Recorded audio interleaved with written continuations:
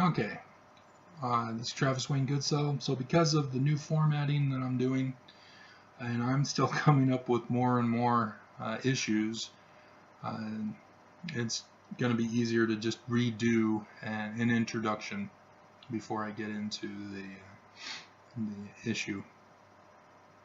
So, Mormons, why are you still in the church?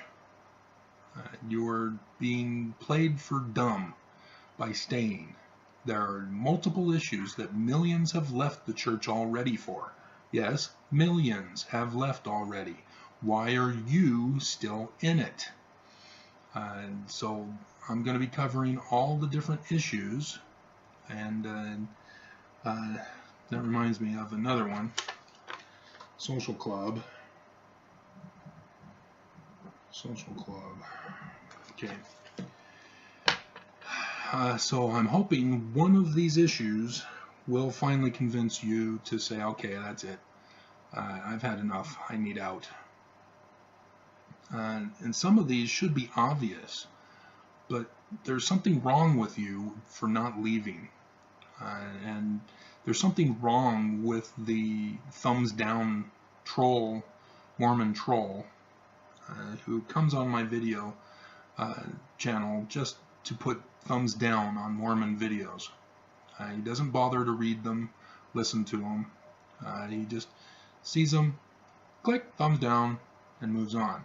So he's somebody that's subscribed to my channel, I'm guessing, unless I've allowed anybody to put thumbs up or thumbs down. And I may have to check that. But I just deleted a Mormon yesterday, but I don't think it's him. He's more of a newcomer. And he comments. And it's not really comments. He just comes on my channel to insult me. So, yeah, I'm not going to allow that. So screw you.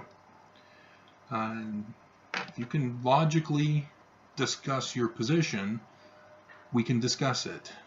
But if you're just going to trash talk and insult, that's not a debate. That's not an argument. That's hatred. So, yeah, these are issues that Mormons need to leave the church for, but I'm trying to figure out which one will get all the remaining members to finally say, we're out. So here we go. It's a wild and bumpy ride, and we're looking at 24 so far. So we'll see how this goes.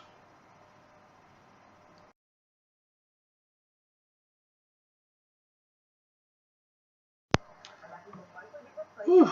Okay, not condemning government, number 6. Mute the TV. As the Dow goes deeper and deeper to end the weekend.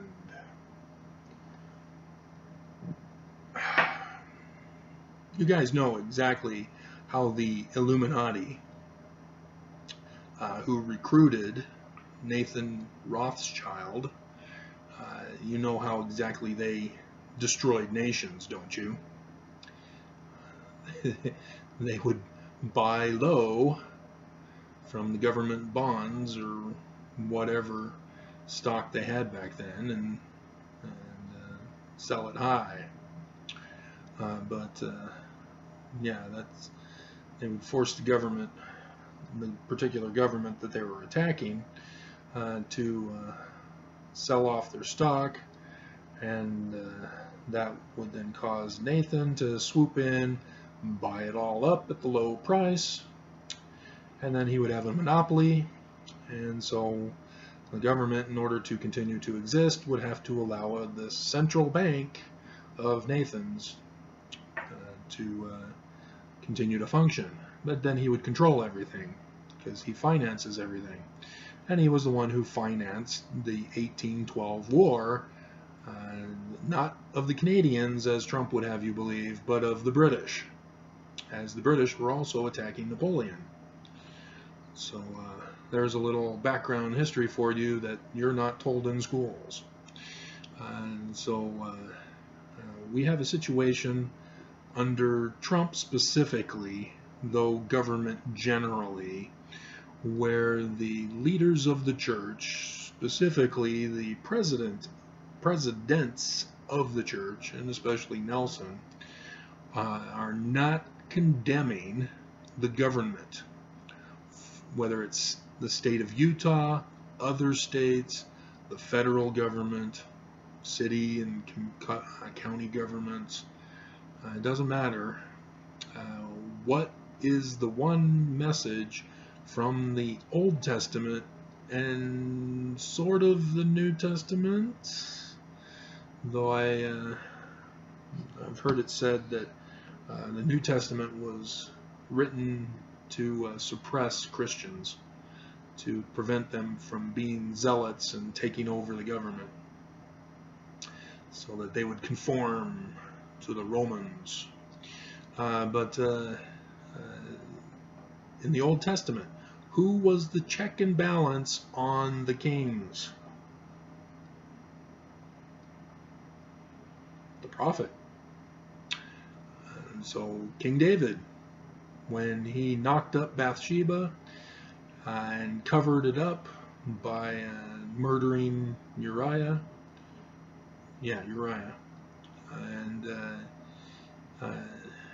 who was to stop King David from doing whatever he wanted? Well, Nathan.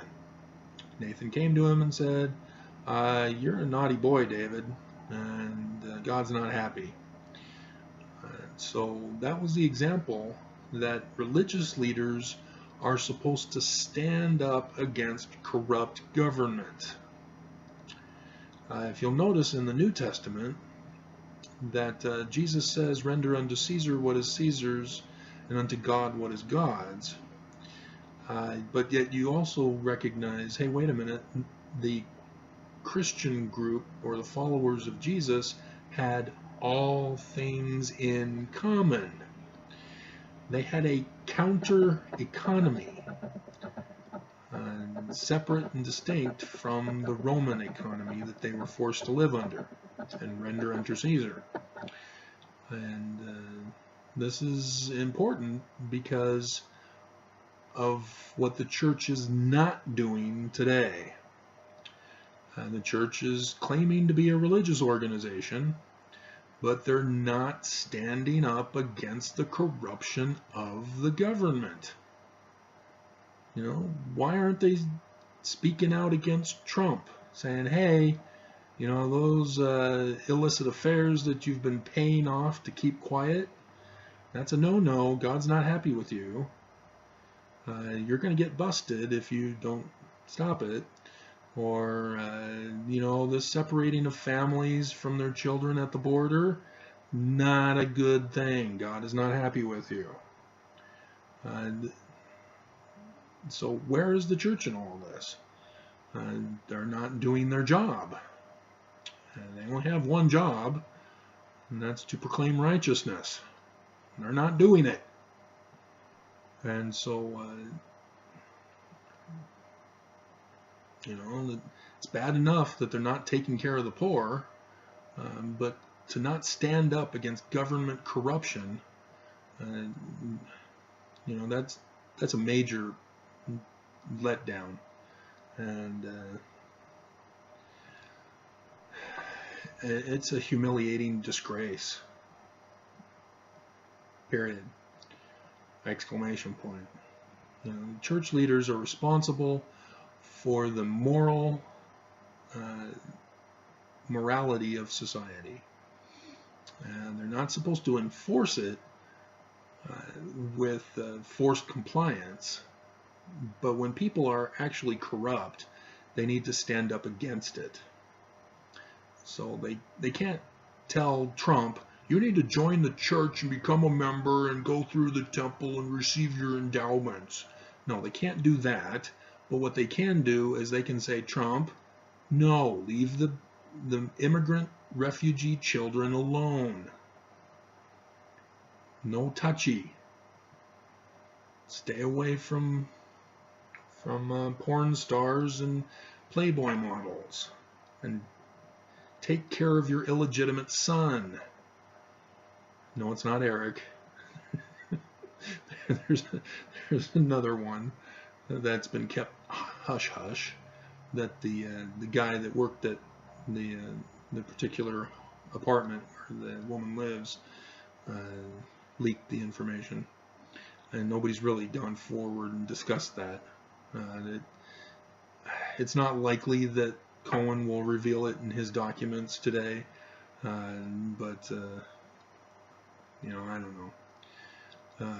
So yeah, the government is committing wickedness, and they've been doing it for decades, long before even Nixon.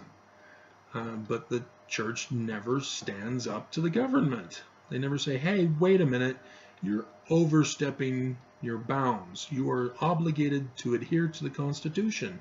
Remember, the church believes that the Constitution is divinely inspired, yet the church is trying to destroy the Constitution by putting religious rights over all other rights.